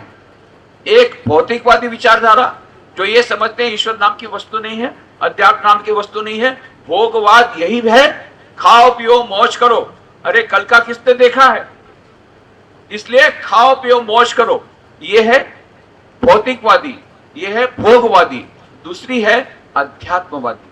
हमारी संस्कृति अध्यात्मवादी है। तो हमारे यहाँ देश में भी चारवाक जैसे रहे। चारवाक ने क्या कहा मालूम है, यावत जीवेत सुखम जीवेत, ऋणम कृत्वा ऋतम पिबेत, भस्मीभूतस्य देहस्य कुतः पुनरागमन। कहते देखो, जब तक जियो मजे से जियो। अरे मजे से कैसे जिएंगे भाई, पैसा नहीं है, चिंता मत करो। ऋणम कृत्वा घृतम पिबेत, क्रेडिट ले लो, लोन ले लो और घी खाओ, मजे से खूब घी खाओ और खूब मजा करो। ये अमेरिका वासियों ने यही किया। कुछ वर्ष पूर्व इनको मालूम है कुछ वर्ष पूर्व अमेरिका में बहुत बड़ा स्लो डाउन आया। क्यों? सबके पास क्रेडिट कार्ड आ गया। अब क्रेडिट कार्ड से लेकर के सब अपने मॉल में जाकर के चीज वस्तु खरीदते थे, बहुत भोग किया, खाओ पियो मौज करो, खाओ पियो मौज करो। और क्या हुआ? अब उन्होंने बैंक से लोन लिया, बैंक ने दूसरी बैंक से लोन लिया, उसने तीसरी बैंक से लोन लिया, पटाने वाला कोई नहीं, सब बैंक खत्म। और जब सब बैंक खत्म, अमेरिका खत्म, अमेरिका की इकोनॉमी खत्म। उस समय स्लो डाउन जबरदस्त हुआ था। मैं जब गया था, मैंने खुद अपने हाथ से देखा, एक कोट पहना वाला कोट पैंट पहना वाला अमेरिका में वो जा रहा था, रास्ता क्रॉस कर रहा था, वापस आया। बोला क्या आया? और जाकर के डस्टबिन था, उसको देखने लगे। मैंने सोचा कोई चीज उसने गलती से फेंक दिया, वो नहीं, मैंने अपने सामने देखा वहां पर डस्टबिन में वो कोई पावरोटी का छोटा ब्रेड का टुकड़ा था और कोई बॉटल कोका कोला की आधी फेंकी, उसको खाने लग गया।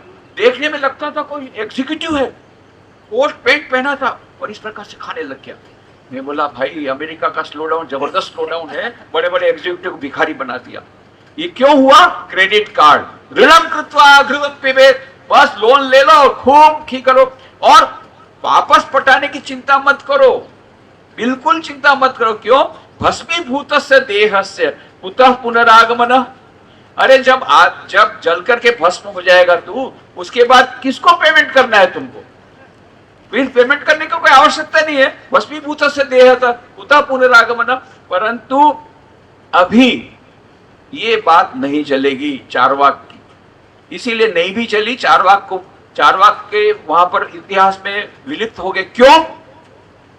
अभी वैज्ञानिक लोगों ने प्रमाणित किया है there is life after life. Doctor Vinod स्मूदी की किताब है लाइफ आफ्टर लाइफ, जहां उन्होंने प्रमाणित किया बहुत सारे केस एग्जाम्पल के द्वारा मरने के बाद क्या होता है। ये शरीर को मरने के बाद भी जीवात्मा रहती है, उसका पुनर्जन्म होता है। अपने अपने कर्म के अनुसार उसको पेबैक करना पड़ता है। इस जन्म में आपने क्रेडिट कार्ड लेकर के मजा किया होगा, आपको अगले जन्म में पेमेंट करना ही पड़ेगा, छूटेगा नहीं। ये है कर्म का सिद्धांत, ये है पुनर्जन्म का सिद्धांत, जो आज मॉडर्न साइंस ने उसको स्वीकार किया है। पुनरपि जन्मम पुनरपि मरणम पुनरपि जननी जठरे शयनम यह संसारे बहु दुस्तारे कृपया पाहो पाहि मुरारे भज गोविंदम। आदि शंकराचार्य का स्रोत है। पुनरपि जन्मम पुनरपि मरणम, करना पड़ेगा, आपको पेमेंट करना पड़ेगा। इसका मतलब ये चारवाक की फिलॉसफी अभी नहीं चलेगी, हमको आगे बढ़ना पड़ेगा। और फिर ये जो सबसे महत्वपूर्ण श्लोक मैं जो मानता हूं इस पूरे 16वें अध्याय में, वो है त्रिविधम नरकस्येदम द्वारम नाशनमात्मनः काम क्रोधस् तथा लोभ तस्मात् देतत् त्रयम् त्यजेत्। इसके बारे में कल भी चर्चा हुई, आज भी चर्चा हुई, सभी लोगों ने की। ये जो मुख्य बात है, तीन वस्तुएं, काम क्रोध और लोभ, ये तीन चीजें हैं, ये नरक के द्वार है। नरक के द्वार मतलब बहुत दुख तरफ ले जाएंगे। जैसा मैंने कल बताया, आदि शंकराचार्य ने कॉमेंट्री में कहा नरक कोई दूसरी एक जगह नहीं है। मैंने मजाक भी बताया था कोई एक आदमी नरक जा करके देखा, पब्लिसिटी डिपार्टमेंट के अनुसार नरक नहीं था, वो बात छोड़ दो। परंतु ये नरक कोई दूसरा लोक नहीं है, पृथ्वी लोक में ही ये नरक है। और यहीं पर जो गंदी से गंदी जगह, खराब से खराब जगह, दुख देने वाली जगह, यही नरक है हमारे लिए। तो ये नरक और स्वर्ग सब यहीं पर है। तो ये तीन चीजें हमको नरक तरफ ले जाती है, दुख तरफ ले जाती है। बहुत दुख होगा, बहुत अशांति होगी। आज सारे आधुनिक मानव शांति की खोज में क्यों अशांति है? क्यों अशांति है? क्योंकि ये तीन जो है शत्रु को उन्होंने पाल के रखा है, काम क्रोध लोभ। ये तीन चीजें आज आधुनिक मानव के लिए बहुत ही बड़े अवरोधक बल है, जिनके कारण उनको सुख शांति नहीं मिल रही है। और इसीलिए हमको इसके लिए प्रयत्न करना पड़ेगा। और जैसा बताया कि तीसरे अध्याय में हमको इसके बारे में विस्तार से बताया कि क्यों एक मनुष्य पाप क्यों करता है, क्यों इस प्रकार से पाप करता है। तो उन्होंने कहा काम एष क्रोध एष रजोगुण समुद्भव महाशनो महापापमा विद्ये निमेह वैरिणम। हे अर्जुन, ये दो है जिनके कारण ये मनुष्य पाप करता है। कौन कौन से दो? काम एष क्रोध एष रजोगुण समुद्भव महाशनो महापापमा। ये दोनों को तू शत्रु जान। क्यों शत्रु जान? क्यों? उस पे दो उन्होंने बताया। एक महाशनो, महाशनो माने इसका पेट कभी भरता ही नहीं, कितना भी खाएगा पेट नहीं भरेगा। आप किसी को खिला दीजिए, कल तो रसगुल्ला हुआ था, आज फिर पता नहीं आज क्या है, तो रसगुल्ला किसी को खिला दिया आपने, अब वो 20 रसगुल्ला के बाद क्या बोलता है, बस बस अभी नहीं, नहीं एक और खाओ, फिर एक और खाओ, ऐसा करते 40 तक गया, नहीं भाई अभी मैं नहीं खाऊंगा, फिर भी एक दिया, उल्टी कर दिया, अभी मैं कभी रसगुल्ला नहीं खाऊंगा, बस उसका वैराग्य आ गया, मैं रसगुल्ला भी कभी नहीं खाऊंगा। दूसरे दिन देखा और बढ़िया टाइप का रसगुल्ला, अच्छा थोड़ा एक दे दो, एक करते करते फिर 40 का। ये है मनुष्य, महाशनो उसका पेट कभी नहीं भरता। थोड़ा सा एक मरकट वैराग्य आता है, मरकट वैराग्य मैंने बंदर का जितना वैराग्य उतना ही आता है वैराग्य, फिर वो टिकता नहीं है, फिर वो उसी भोग में लग जाता है। तो आधुनिक मानव क्यों शांति की खोज में है, क्योंकि ययाति सिंड्रोम से वो जूझ रहा है। ययाति सिंड्रोम क्या है? ययाति नाम के राजा थे, उसकी कहानी दोनों में आती है, महाभारत में भी आती है, भागवत में आती है। तो कहानी कुछ ऐसी थी, ययाति राजा थे, उनको श्राप मिला हुआ था, तो श्राप मिला था, उसके कारण अचानक उनको बुढ़ापा आ गया। अब उनको तो और भोग भोगने की बहुत इच्छा थी, राजा थे तो भोग तो भोगेंगे ही, बहुत भोग भोगने की इच्छा थी, बुढ़ापा आ गया तो बहुत दुखी हो गए। फिर से गए कि नहीं नहीं इसमें कुछ आप रियायत कीजिए श्राप में। तो फिर वो कहा यदि कोई तुझे अपनी जवानी देगा तो तुझे फिर से जवानी प्राप्त होगी, पर वो जो जवानी देगा वो बूढ़ा हो जाएगा। अब ये इतना बेशरम था, अपने पुत्रों को, जो युवक पुत्र थे, उनको हाथ जोड़ के बोल रहा था, भैया तेरी जवानी दे दे, मुझे और भोग भोगना है और तू बूढ़ा हो जा। कितना बेशरम था वो ययाति। सब पुत्र ने बोला हम तो आपके पुत्र, हम तो आपसे ज्यादा भोग भोगना चाहते हैं। पर पुरु नाम का जो पुत्र था छोटा, वो पिताजी को बहुत प्यार कर, ठीक है पिताजी चलो मैं अपनी जवानी देता हूँ। उसने अपनी जवानी दे दी और जवानी के बाद उसने फिर खूब मौज मजा की, खूब मौज मजा कर लिए, बहुत वर्षों तक मौज मजा की। इधर पुरु तो पूरा बूढ़ा हो गया बेचारा, अकाल। इतना मजा करने के बाद में फिर बुढ़ापा आया, अभी क्या करेगा, ये तो नेचुरल बुढ़ापा है। बुढ़ापा आया तब ययाति को ट्यूबलाइट हुई, भाई कितना भी भोग भोगो, महाशनो इसका पेट कभी नहीं भरता है। और तब उसको ज्ञान का स्फुरण हुआ, तब उसने कहा न जातु कामः कामानाम उपभोगे न शाम्यति हविषा कृष्णवर्तमेव भूय एवाभि वर्धते। ये जैसे अग्नि में आप घी डालो तो अग्नि और ज्यादा प्रज्वलित होती है, ऐसे कामनाओं वासनाओं का जब हम परिपूर्ण करते हैं तो ये कामना और बढ़ जाती है, समाप्त नहीं होती है। यह ययाति का जो सिंड्रोम है, आज आधुनिक मानव ययाति सिंड्रोम से पीड़ित है, इसीलिए उसको शांति नहीं मिल रही है। तो ये 3 द्वार, काम, और काम जब नहीं आता है, नहीं मिलता है तो क्रोध आता है, जब काम में रुकावट आती है तभी क्रोध आता है। पूरे पतन का मनोविज्ञान भगवत गीता में कहा, 2nd चैप्टर में। कैसे ये कैसे होता है, पतन कैसे होता है, किसी आध्यात्मिक साधक का पतन कैसे होता है। ध्यायतो विषयान् पुंसः संगस्तेषुपजायते संगात् संजायते कामः कामात् क्रोधोद्भिजायते क्रोधात् भवति सम्मोहः सम्मोहात् स्मृति विभ्रमः स्मृति भ्रंशात् बुद्धिनाशो बुद्धिनाशात् प्रणश्यति। तो पहले संग आता है, आसक्ति आती है, आसक्ति से कामना आती है, कामना में जब रुकावट आती है तो क्रोध आता है, और क्रोध आता है तो उसके बाद में फिर स्मृति भ्रम हो जाता है, और स्मृति जब अक्षुण हो जाती है तो उसका सर्वनाश हो जाता है। ये प्रत्येक साधक का, इसके लिए बहुत सुंदर कहानी नारद की है रामचरितमानस में, परंतु मेरे पास अभी कहने का टाइम नहीं है।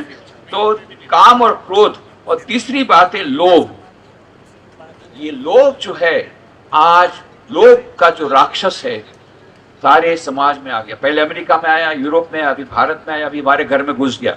उसका राक्षस का नाम क्या है? कंज्यूमरिज्म, उपभोक्तावाद। अभी ऑक्सफोर्ड डिक्शनरी एक नया शब्द ऐड किया है, उस शब्द का नाम है एफ्लुएंजा। इन्फ्लुएंजा नहीं, इन्फ्लुएंजा हमको होता भी है, ये एफ्लुएंजा है, केवल एफ्लुएंट लोगों को आता है, बहुत पैसे वाले उन्हीं को आता है। तो अमेरिका में अभी उन लोगों ने एफ्लुएंजा रेजिस्टेंट सोसाइटी बनाई।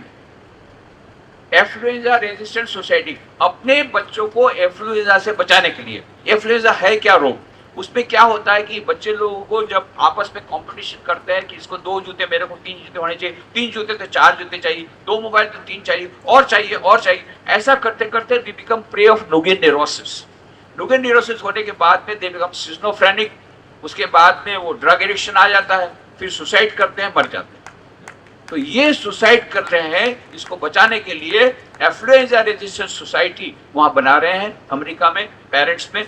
और ये एफ्लुएंजा यहाँ भी आ गया भारत।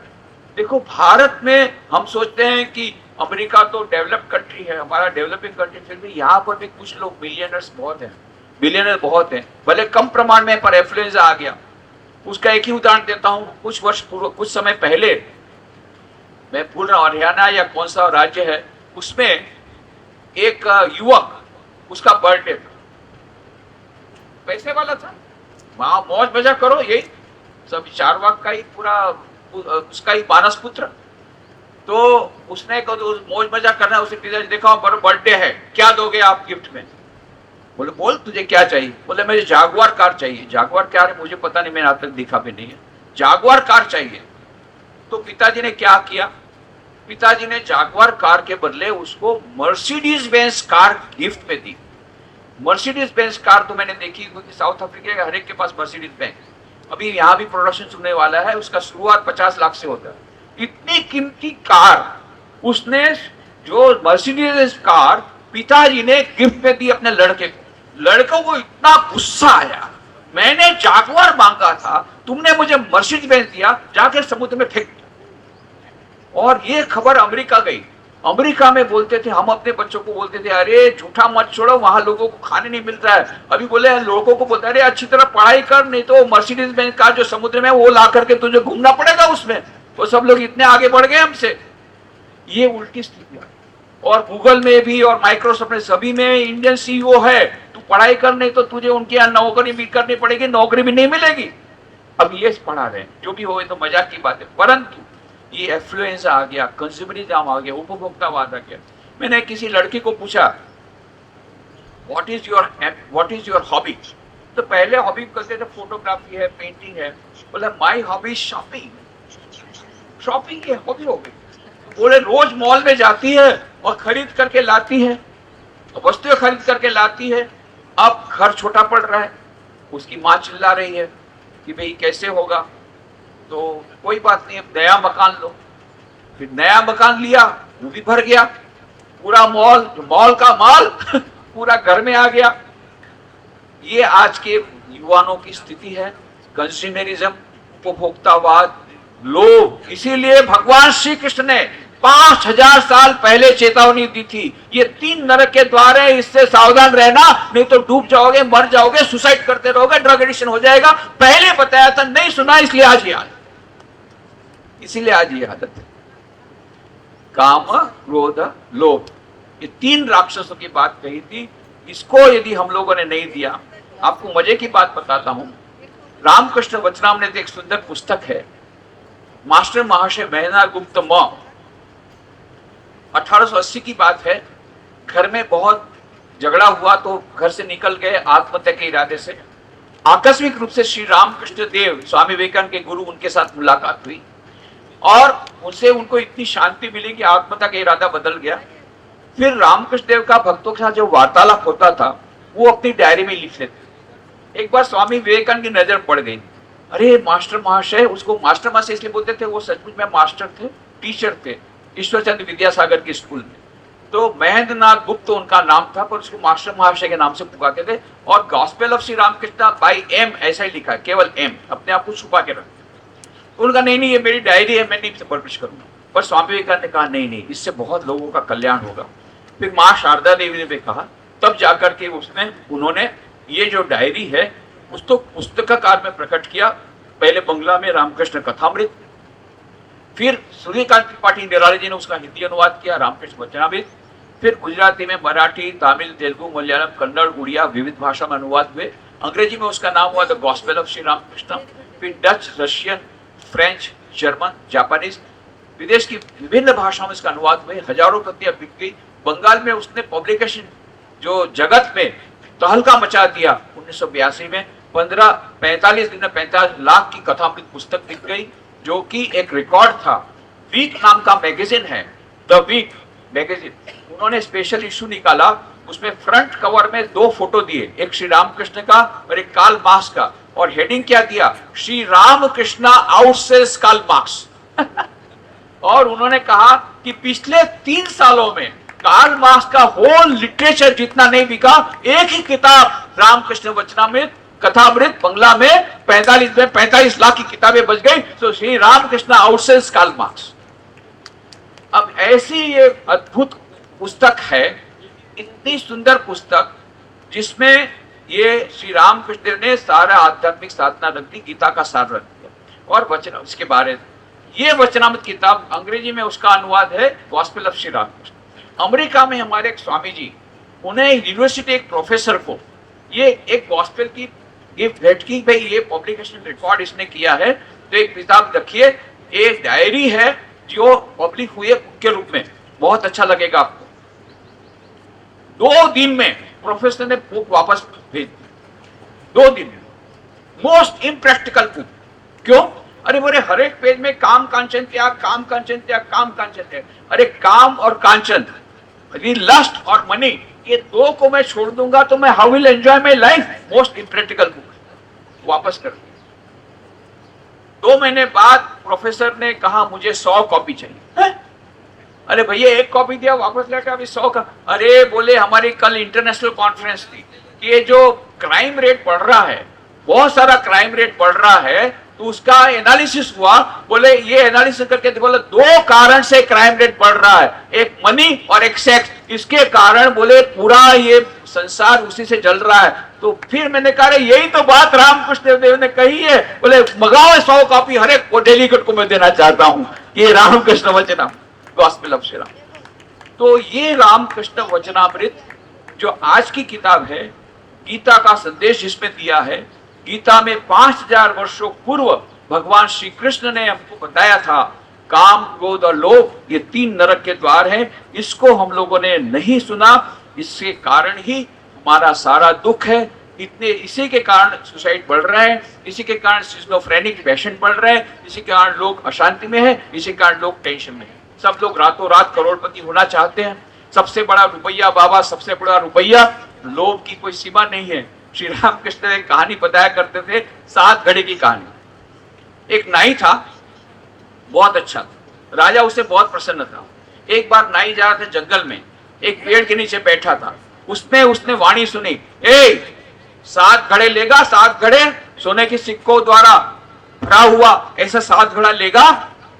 चारों ओर देखा, कोई दिख नहीं रहा है। बोला हाँ लेऊंगा, जा तेरे घर में पड़े हुए। घर में जाके देखा, सचमुच में 7 घड़े सोने के सिक्कों से भरे हुए, केवल 7वां घड़े में थोड़ा सा कम था। अब उसको चिंता लगी 7वां घड़ा भरना है, तो उसने क्या किया, पत्नी को मारा, बच्चों को मारा, खाना पीना कम करो, ये कम करो, वो करो, जितना पैसा बचेगा सोने के सिक्के खरीदो, डालो। फिर भी नहीं भर रहा है। फिर उसने राजा को बोला मेरी सैलरी बढ़ा दीजिए। राजा उसको बहुत प्यार करता, बोले डबल कर दिया उसकी सैलरी, ठीक है। उसके बावजूद भी ये जो नाई है दुबला होते जा रहा है, डिप्रेशन में आ गया है। एक बार राजा ने कहा, तेरी सैलरी आधी थी तब तू आनंद में कितना रहता था, कितनी मुझे अच्छी अच्छी बातें सुनाता था, और अभी तू डबल सैलरी किया तो ऐसा दुखी रहता। तुझे क्या 7 घड़े मिले हैं? उसको कैसे पता 7 घड़े मिले क्या? बोले हाँ। बोले ये आपको कैसे पता? अरे बोले मेरे को भी उसने यही कहा था। मैं उस पेड़ के नीचे गया, उसने बोला 7 घड़े चाहिए सोने के सिक्के के, तो मैंने पूछा सुख प्राप्त करने के लिए कि दुख प्राप्त करने के लिए, तो भग गया फिर वहां से। तो ये दुख प्राप्त करने के लिए तुझे 7 घड़े दिए हैं। अभी आधुनिक मानव 7वां घड़ा पूर्ण करने में लगा हुआ है। रातों रात करोड़पति होना है और richest person of the world होना है, इसीलिए बहुत टेंशन में है। यदि भगवान श्री कृष्ण की बात नहीं सुनी तो नरक में, अभी तो नरक आ ही गया। इतना सारा सुसाइड, इतने सारे ये पागल खाने खुल रहे हैं। जो अमेरिका की व्यवस्था वही हमारी होने वाली है, इसलिए सावधान। भगवान श्री कृष्ण ने जो कहा है उसको हम लोग सुने। अंतिम बात जो शास्त्र प्रमाण की बात कही है, उसमें स्वामी विवेकानंद ने कहा दो प्रकार के शास्त्र हैं, एक श्रुति और स्मृति। आदि शंकराचार्य बोलते हैं कि दोनों में यदि कोई भेद होता है तो हमें श्रुति को ज्यादा महत्व देना पड़ेगा। श्रुति माने उपनिषद और स्मृति माने उसके बाद जो कहा गया। फॉर एग्जाम्पल, श्रुति में कहा गया अनटचेबिलिटी, किसी का स्पर्श मत करो, पर श्रुति में क्या कहा? श्रुति में क्या? सबके भीतर में वही मनुष्य है। तम स्त्री तम कुमार असी तम कुमार उत्वा कुमारी तम जीर्णो दंडे नवसी तम धातो भवसी विश्वतो मुखा। श्वेताश्वत ने यही कहा, तुम ही स्त्री हो, तुम ही पुरुष हो, तुम ही वो वृत्त हो जो लाठी के सहारे चलता है। हे प्रभु सर्वत्र तुम ही तुम हो। और पुराण में हमने क्या कहा? दुरम अवसर रे चांडाल। तो ये हमको दूर करना पड़ेगा, दुरम अवसर रे चांडाल। स्वामी विवेकानंद शिकागो धर्मसभा में जाने के लिए बोले तो पौंडीचेरी के सब पंडितों ने कदापि ना चुटैया करके कहा, क्यों नहीं जा सकता? बोले वे, अरे आप क्यों जा रहे हैं? हिंदू धर्म का प्रचार करने जा रहे हैं, पर हमारे शास्त्रों में लिखा है यदि आप काला पानी पार करते हैं, समुद्र पार करेंगे तो आप हिंदू नहीं रहेंगे। तो कैसे आप हिंदू धर्म पर बोलेंगे? फिर भी स्वामी विवेकानंद का मैं जाऊंगा, वो गए, वापस लौटे। जिस काली मंदिर में उनकी ट्रेनिंग हुई थी वहां काली मंदिर उनको प्रवेश नहीं करना दिया। गांधी जी जब वापस आए उनको जाति से च्युत किया गया। ये पुराणों में जो लिखा, स्मृति में जो लिखा है उसको नहीं मानना है। शास्त्र का प्रमाण किसको मानना है? श्रुति में जो दिया है उसको प्रमाण मानना है। आप लोगों से मिलकर के बड़ी प्रसन्नता हुई। मैं पुनः रमन सिंह जी को, उनकी पूरी टीम को, सभी ट्रस्टीगण को बहुत बहुत धन्यवाद देना चाहूंगा कि उन्होंने ये अवसर दिया आप लोगों से मिल सकूं और ये गीता धाम के द्वारा जो बहुत सुंदर अद्भुत कार्य हो रहा है और आगे बढ़े, ईश्वर के चरणों में यही प्रार्थना है। और हरिहर जी महाराज ने ये जो महान प्रकल्प चलाया उसको आप लोग आगे बढ़ा रहे हैं। ईश्वर की कृपा से और भी आगे बढ़ेगा, गीता का संदेश घर घर में जाएगा। ऐसी शुभकामनाओं के साथ और आप सबके भीतर में जो दिव्य चेतना विराजमान है उसको प्रणाम करके मेरी वाणी को विराम देता हूँ। धन्यवाद। हरिओम।